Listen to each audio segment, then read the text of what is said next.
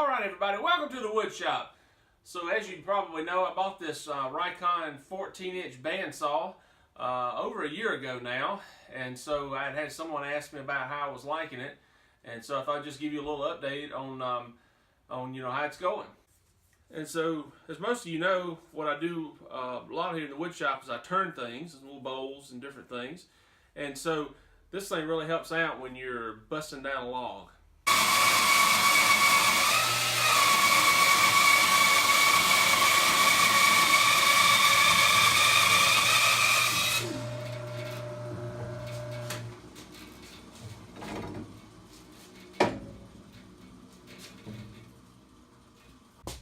And of course, after busting down a log, it really helps when you make it round.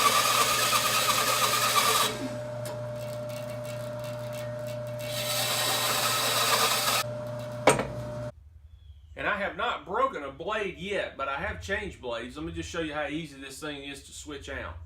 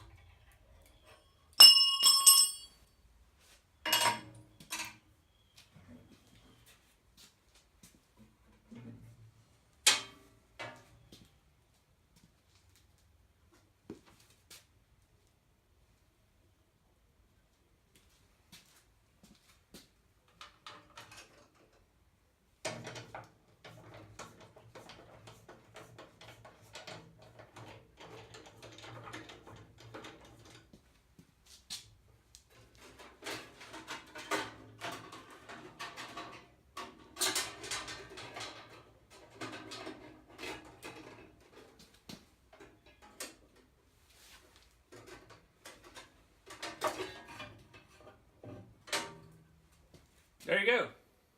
And this all take an 1/8 inch blade all the way to 3/4. So you got tons of range in this thing. And this thing has just got tons of power. It'll run off 110.